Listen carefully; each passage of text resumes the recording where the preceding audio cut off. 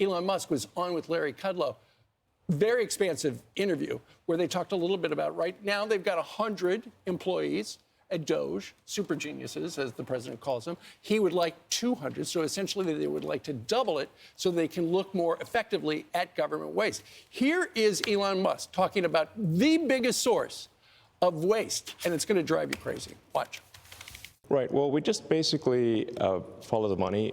We look at the president's executive orders, and we also just follow the money. So we started looking closely at USAID because they were completely violating the president's executive orders to suspend foreign aid.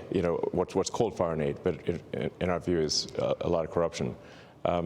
So what we saw there is just a tremendous amount of money being sent to non-governmental organizations. But actually, this, by the way, is, I think, one of the biggest sources of fraud in the world, is government-funded non-governmental organizations.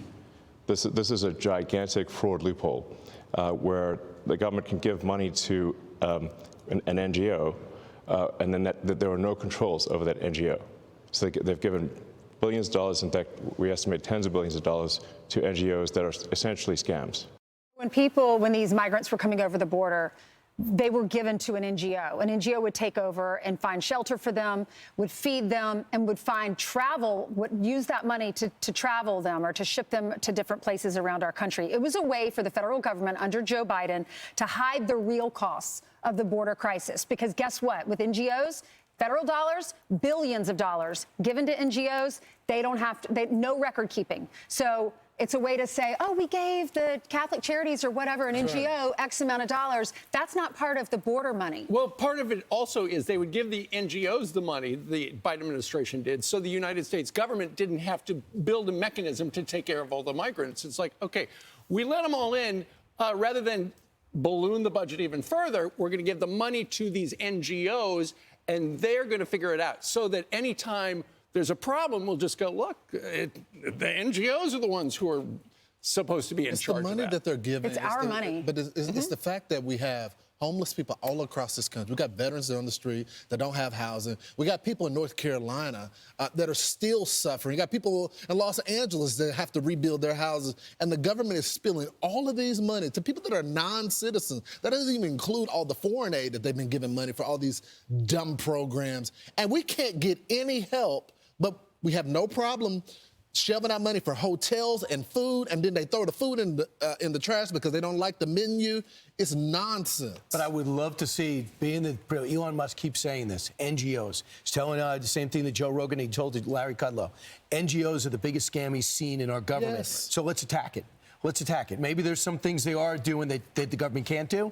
But what happens is, with the Stacey Abrams situation, she gets, what, $2 billion to form an organization she has no experience in to get these green appliances out. $2 billion.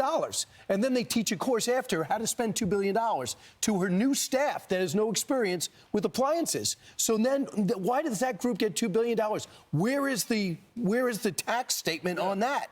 So let's have the follow through, and maybe we can collapse a whole industry that's existing inside our government outside oversight. It's time to get rid of these green appliances anyway. I'm tired of running the washing machine 3 times. What are our priorities as a country? This next story, there's a study that shows the cost of childcare in 38 states plus D.C.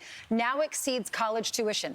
Instead of buying green energy ovens when you already have an oven at your house, why not give that money to a family who can't afford childcare?